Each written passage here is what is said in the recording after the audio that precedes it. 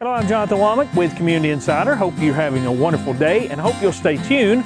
Information about the Old Stone Fort is coming up, and we're coming from Manchester, Tennessee to the beautiful park here where you can bring you and your family this spring some ways to get out and about right down the road. Doesn't cost you much and you can enjoy that with your family. That's what we're going to try to do today, so I hope you'll stay tuned for that. You know, the Old Stone Fort actually wasn't a fort at all. The early settlers thought it might have been a fort because they didn't understand it, but actually it was a prehistoric Indian ceremonial ground, and we're going to find out more about that on this edition of Community Insider. So this is still the actual wall itself, but the reason that I like to stop here is because this is where we get probably our most controversial mystery of the entire site, and it has to do with this break right here.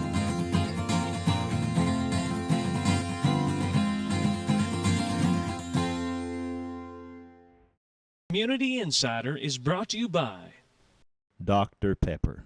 Good for life, good for the community. High-quality leads with prolific internet marketing and invigorating web design services that will energize your business. We are SiriusSEM. Call today or visit us at SiriusSEM.com. Welcome to another edition of Community Insider.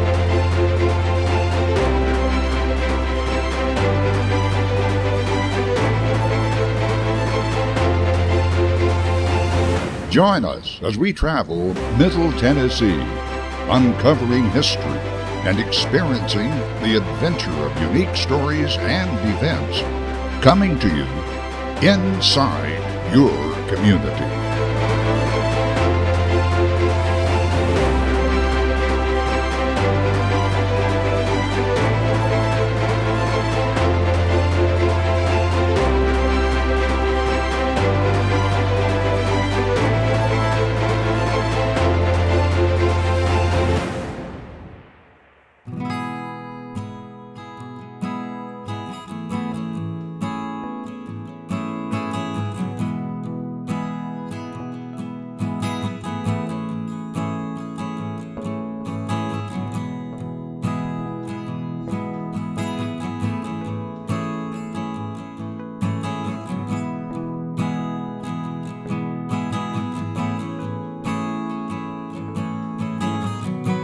Hi there everyone, I'm Ranger Jed here at Old Stone Fort State Archaeological Park in Manchester, Tennessee. Old Stone Fort is home to a 2,000-year-old Native American site that myself and the other rangers here and our staff work to protect every single day. Now, you can find out more about Old Stone Fort State Archaeological Park by visiting our Facebook page of the same name and our Instagram account of the same name as well. We have several educational programs that we present every single month by our rangers, tours of the site itself, and then also educational programs about the wildlife of the park and the ecology of the Duck River that sits on its banks.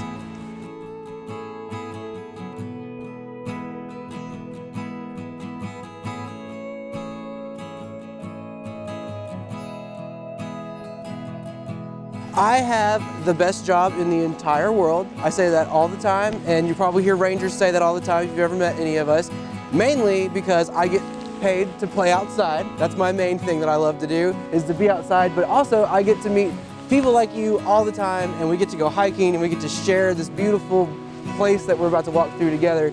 But today specifically, we're going to talk about the communities and people that have called this area home for thousands of years. So we're going to walk together literally through 2,000 years of history today, from the woodland period all the way to the industrial period, and then to the creation of the park itself up to today and what we're doing. And what we're going to learn is how this area, these rivers, this beautiful landscape that we're in connects us to the past peoples that have lived in Manchester for thousands of years. So if you guys are ready, we're going to uncover a little history and a little bit of mystery about Old Stone Fort. So let's get started. If you've never been on a hike with me before, I require a lot of my tour groups. And the main thing I require is a little bit of imagination, okay? So we're gonna have to use our imaginations to help us transport back to 2,000 years ago to imagine this landscape as it was meant to be seen by the woodland peoples that built this area. And a part of that journey starts right here. So right now we are standing in what we call the eastern gateway of Old Stone Fort. If you look behind you, you will see these two large mounds right here. These are examples of the mounds that were built 2,000 years ago by the woodland people. Now during the woodland period, people were becoming more permanent. So instead of hunting and gathering, moving from place to place constantly, they started to create semi-permanent and permanent places of habitation. Places where they lived, where they cooked, where they lived their lives just like we do every day. This site here is not one of those places. And we're going to talk about some of the reasons we know it's not one of these places. The first being, do you guys see this kind of trench that's right here? So what this was the main feature of the entryway. So a big statement piece was right here. There was a huge trench that was dug 6 foot deep, and it would be lit on fire. Wow. And as you would come into the site, you would pass through these magnificent flames on you as you came into here, and these rocks and mound walls were actually littered with Chattanooga shale. Everybody say that, Chattanooga shale. It's gonna come up again. Chattanooga shale is a really cool glistening black rock that forms naturally all over the park where we're about to walk. That rock was placed on top of these mounds as the cap pieces of the mounds themselves. So they glittered in the sun and they glittered from these big fires that would be raging behind us. The really cool thing about the Eastern Gateway though is something that we still celebrate to this day here at Old Stone Fort that connects us to 2,000 years ago. The gateway where we're standing lines up with the summer solstice sunrise, almost exactly. And even so accurately that even today, 2,000 years after this place was built, the sun still lines up with the gateway and it's only off by 3 degrees. That's pretty cool for not having any telescopes or mathematics that we know of today, right? To actually line up that celestial body.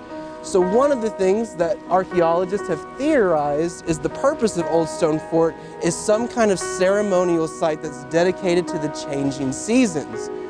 Now, let's go check out the rest. So, this area behind me that you see is the actual enclosure field itself. So, again, imagination. Let's think back to 2,000 years ago and the way that the woodland Indians wanted this to be seen. We got to think no trees. So imagine no trees in this whole area, just completely flat and bare of all vegetation except for the grass. One of the really cool things that connects us to the past people that built this site is one of the things they actually did to keep it clear and keep it clean, and that's controlled burns. Now, one of the cool things we do in state parks still to this day is we use controlled burns to help keep grasslands like this thriving because it's good for the environment, it's good for the soil, so we still do that throughout our Tennessee state parks. But even 2,000 years ago, this idea of environmental science, environmental conservation, was being used by woodland Native Americans to keep this site clear. Now, the area in front of us is actually 50 acres and it's a naturally occurring prairie. Now, if we gather around this sign right here, don't be shy.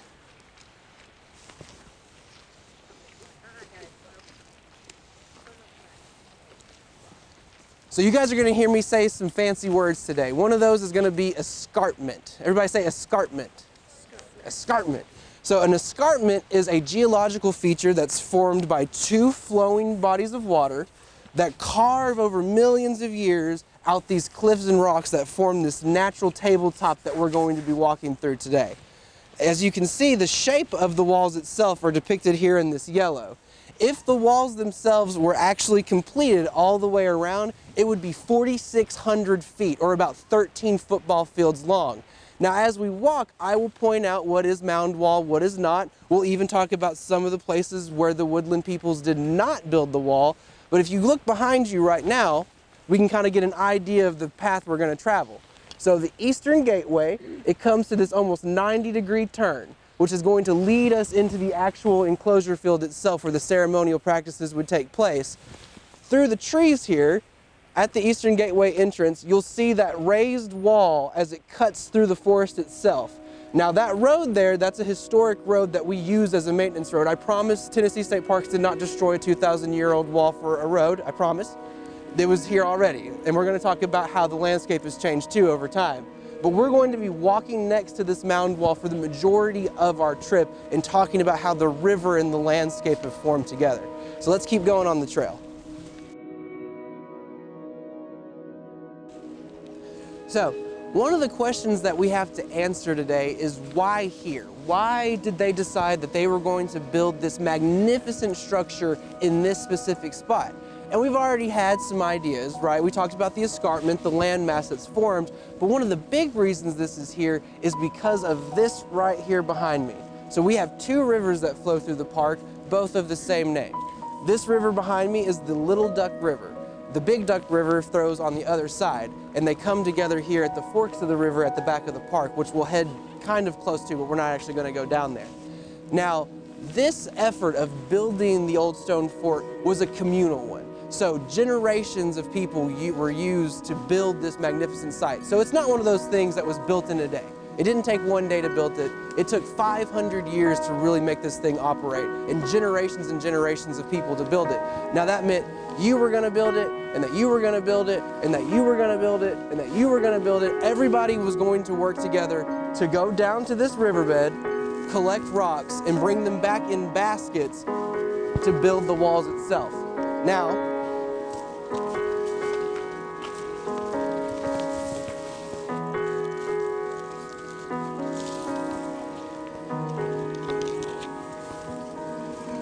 it's okay, I'm a park ranger.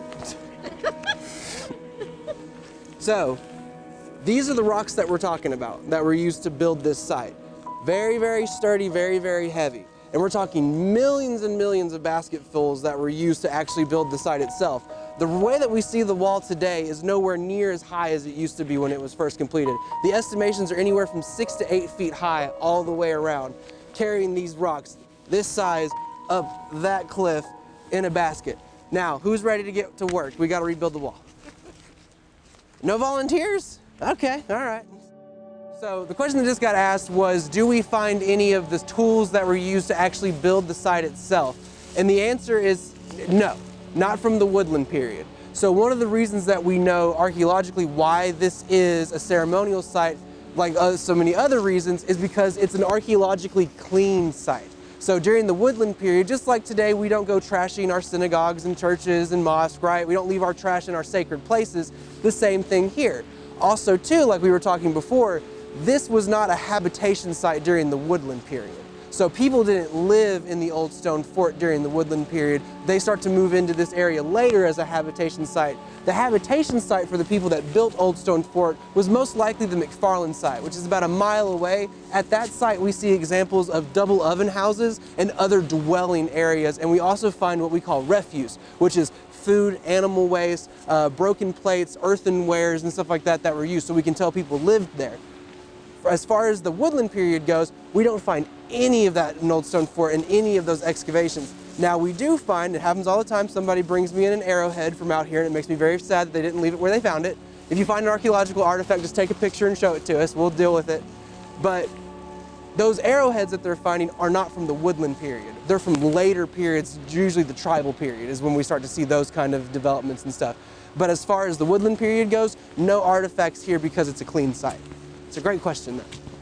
So, one of the reasons we have to answer of why here is because of the river itself. Now, I have worked as a seasonal interpreter at multiple parks. All of them had the Duck River in it, so I'm a big Duck River fan.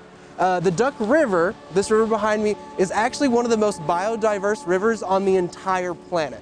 So there are more species of fish, mussels, frogs, snails in that river than all the rivers in Europe combined. That's pretty cool. It's actually the third most biologically diverse river on the planet. So that puts it on the same list as like the Nile and the Amazon for river biodiversity, and it's right here in Tennessee. It's also the longest river that's only within the borders of Tennessee as well. And this river, over the history of human history here in Tennessee, has played an important part not only in the civilization and structures that were here at Old Stone Fort, but all across the Duck River Valley. We see mound sites from the woodland period, the Mississippian period, that start to rise up. And then in the historic period, the 19th century, the 18th century, we see mill communities start to grow across the river too. I'm from Chapel Hill. That's a small town in Marshall County. That's where I grew up. That's where Henry Horton State Park is. There was actually Will Hoyt Mill was there, and a whole town grew around that mill. So the Duck River not only has been the cause of these beautiful big structures that we see from the archaic period, but also these small communities that grow up all around it during the historic period as well. And then of course like the city of Manchester. One of the big reasons it's here is because of the water power that was provided by the Duck River. So we're all connected. But a part of that biodiversity is not only the river, but also the game and wildlife and tree life and plant life that we see around us as well. One of those cool examples of tree life is this right here.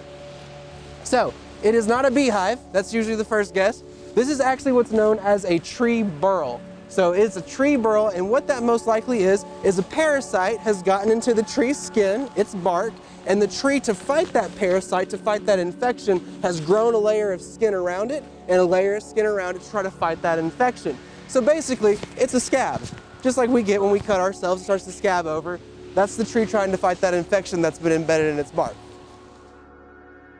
We're about to pass by the natural cliffs that are here at the park. So the first thing I'd like to say is please make sure you're aware of the left-hand side as we walk. The first step's a doozy, as Bugs Bunny would say. So another thing that we're passing by is the actual natural break in the wall itself. Now there's several different theories about why the wall stops here. So right behind us at this point is where the wall, the built wall during the woodland period, is going to stop until we pick it back up in the longest section of wall at the very back of the enclosure site itself. Now there's a couple of different theories about this. One, maybe they just decided to stop. I don't really attest to that theory. I think the most likely theory is, as you guys will see, the 60-foot cliffs, they didn't need to, or they didn't have the capability to bring rock all that distance up to where we're going to walk through. I like to think it's because of the natural form of the cliff, which, what kind of landmass is this? What's it called? Escarpment. There we go. So that's what we're walking past now. So again, watch the left side, pay attention to where you're stepping, nobody fall off the cliff today, okay? So the question just got asked, so why did they stop using this site?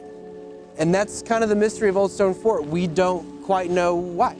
Maybe the food in the area dried up. Maybe the agriculture one year wasn't as good. But what we do know is that the site was continuously used for about 500 years and then ultimately abandoned for some reason. Now, the logical thing that you'd probably think is it was abandoned because of European settlers coming into the area. It's not the case. When this site was abandoned, it's about 1,500 years before European settlers even came into the United States or North America at all. So this site was abandoned long before European settlers came into Middle Tennessee. So it's one of those great mysteries of Old Stone Fort. Now, when I said at the beginning that we were going to walk through 2,000 years of history, that's where we're starting to get into now. And one of the cool things I want to show you guys is actually over here. So you can see in the distance that raised wall. We've picked the wall back up. So we lost the wall to the cliffs, and now the wall is picked back up. So this is the longest continuous section of rock wall from 2,000 years ago that remains here at Old Stone Fort. We're very fortunate that it didn't get destroyed during the industrial period. Native American communities were not the only people that used the site here at Old Stone Fort. As you can see, it's a beautiful natural landscape that's been kept clear for thousands of years due to the regular burning and the upkeep that was done during the woodland period. But it's also a great place to build houses and such, is what we see when we have European settlers start to come into the area. One of the cool things for a long time we did not know was here, because like I said, the focus of archaeology at this site has been the mound walls themselves, and rightly so. It's one of the most significant southeastern structures in the total time period of the woodland Mississippian era. But this right here is something a little bit more recognizable to us in our period. You can't really see it now, but this right here is the foundation of an actual house. So there was probably a house here in this area that was actually built here.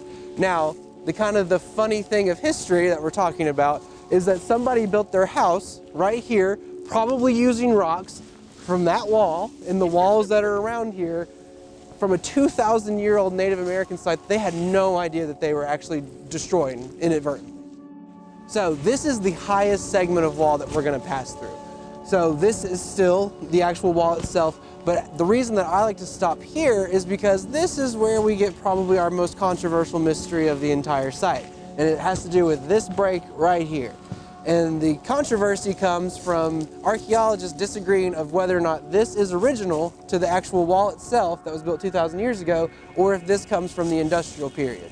Now, one of the theories that there was that summer solstice sunrise winter solstice. It doesn't line up with the winter solstice sunrise, so that one's been disproven. I know. You think there'd be like an exit, right? Or some kind of grander gesture. In my humble opinion, I believe that this is actually a road that was dug too. Because on the forks of the river trail, which is the trail that runs down to the actual backside of the river itself, there's a powder magazine down there that was actually used during the Civil War.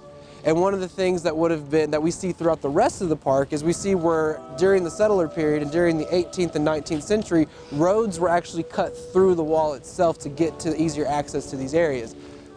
That is the theory that I tend to probably acknowledge a little bit more because it doesn't line up with any other celestial movement.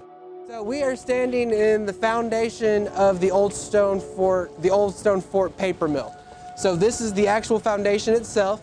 So above us would have been the actual floors where the work was done. So down here is actually where the power was coming from. So these open holes in the walls right here is where the river chase would have came through that actually propelled the actual mill wheel that actually operated the machinery above us.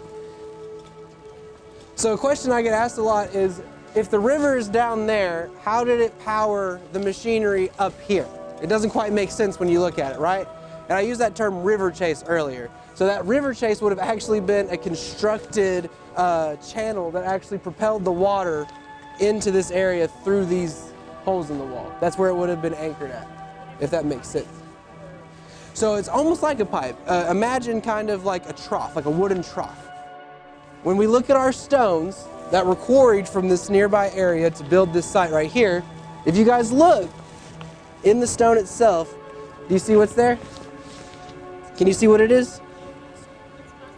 It's fossils, yeah. And those little creatures we're seeing there, I told there's 49 different species of what in the Duck River? Mussels, right? So what we're seeing is we're actually seeing fossilized mussels from the Ordovician period. So when this entire state was underneath water during the Ordovician period is what we're seeing here. So not only did we see 2,000 years of history, we're seeing deep history. We're seeing millions of years ago actually immortalized in this rock right here, and the folks that built it probably had no idea. So this is probably our most famous waterfall here at Old Stone Fort. This is Blue Hole Falls. The reason it's called Blue Hole Falls is because of the 30-foot plunge pool that's at its base. So the plunge pool is actually, pretty deep compared to what we're actually looking at right here. And that's another thing to where I'll kind of end you guys today. The trail in front of me, that will actually lead you back out to the main visitor center. The reason I like to stop at Blue Hole Falls is to talk about one more thing about this area and how it connects us to history. And we went through 2,000 years of history, and the main thing that connects us as visitors to Old Stone Fort to the woodland natives that built this fort itself and to the people that have used the fort for its power and the river for its power is the river itself. And I want you to think about, as you leave this place and as you explore this place in the future, is how nature and the river and the ecology of this area literally connects us to a place where people have been visiting for 2,000 years. So just like the natives that built this place because they knew it was special, we still get to come and visit this place because we know it's special too. And that connects us to those past peoples. So I just hope that you remember that as you go, through the park and as you explore in East Tennessee State Park, how the nature itself is connecting you with your own past and your own history. And I just think it's really cool. But thank you guys so much for coming out to Old Stone Fort today. I really appreciate you guys joining me. Thank you very much. Thank you so much for coming.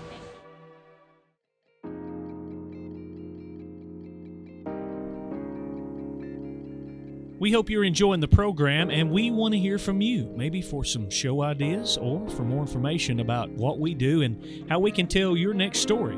Give us a call today at 931-409-7151 or simply just email us at communitytvtn, all one word, at gmail.com, or check out our website at www.communitytvtn.com. We would love to hear from you. Send us your email, communitytvtn@gmail.com.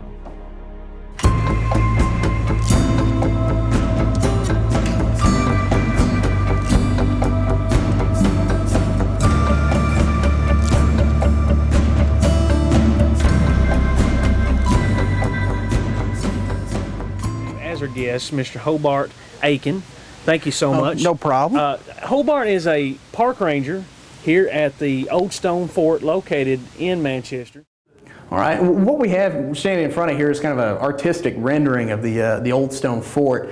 And it's really kind of neat because it kind of shows you the general outline of the mounds here. You've got this 1,000-foot section here that traces kind of along the Little Duck River right here. A 2,000-foot section that runs really from the Little Duck all the way over to the Big Duck here. And then you've got one more 1,000-foot section that runs along the Big Duck here. But what's really interesting about this is it actually kind of gives you a real good view of our solar alignment that we have here at the Old Stone Fort. These two mounds here, this little one right here and then this one that runs parallel to it and then makes a little 90-degree turn, these actually line up to the summer solstice sunrise, which occurs on June the 21st. And it's really kind of fascinating just to kind of think that 2,000 years ago when the Old Stone Fort was built, we have people who are watching the kind of the same sky that you and I are. And what's really fascinating is just to watch, because when you're here on that day, the sun will actually rise just right in between these two and almost kind of spotlight this very back, this little 90-degree turn right here at the in the back of the mounds there. Also, while we're talking about, you can see these two rivers on either side here. These two rivers, the Little Duck here has 3 step waterfalls on this side, and the Big Duck River also has another, 4 or 2, depending upon what you count as waterfalls over on this side here. So we're also kind of surrounded by some really dramatic and really quite striking views. As a matter of fact, one archaeologist has actually been has been so bold as to call the Old Stone Fort really the most strikingly situated of all of these middle woodland hilltop enclosure sites. Yeah. All right, and in this case here we actually have a couple of artifacts that weren't necessarily left here at the Old Stone Fort, but they were made by people who lived in the area and people who probably built the Old Stone Fort here. We have an interesting pupa effigy gorget, which is probably something like a piece of jewelry that you would wear or something. It's got 2 holes in the center of it to be tied onto something. We also have some bone tools here and some projectile points. And again, like I said, these are from the area and were probably left by people who built the Old Stone Fort. But since people didn't live here at the Old Stone Fort and didn't really seem to leave a whole lot of artifacts here, there's not a whole lot really to be found here at the Old Stone Fort. Anyways, this house is really interesting because this house is actually a replica of the types of houses that people were living in 2,000 years ago when the Old Stone Fort was built. It consisted of like a wattle and daub wall, which is kind of a mud wall that was caked on top of a wood lattice work, and then it had probably a bark or a thatch roof.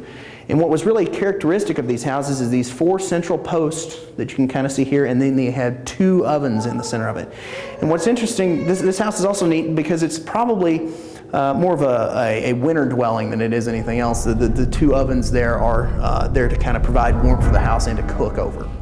And right about here is the best place to view it most of the time, but if you're here on June the 21st, the summer sun will actually rise right behind us, right in between these 2 mounds here, kind of roughly right where the deer target is actually. But yeah, the sun will actually rise right in there, and once it kind of gets to about mid-tree level, you start to see rays of sunlight come in, and it'll actually light up this back portion of the mound here, and it's actually quite a dramatic sunrise. As far as Native Americans go, there's not a whole lot inside the enclosure here.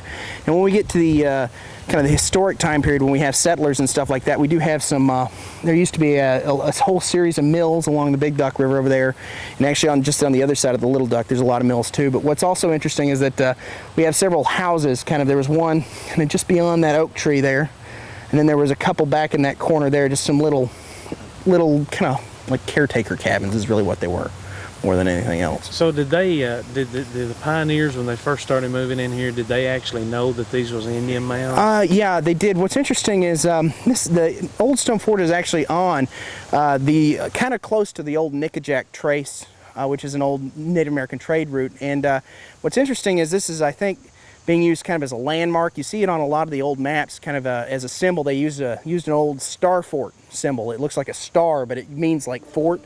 But what's interesting is that they're using that symbol for the Old Stone Fort here, but they often get the location of the Old Stone Fort right, but they get the town name for Manchester wrong. They call it Mitchellsville a lot of the time. But yeah, it's kind of interesting because it's kind of, we're about halfway between Chattanooga and Nashville.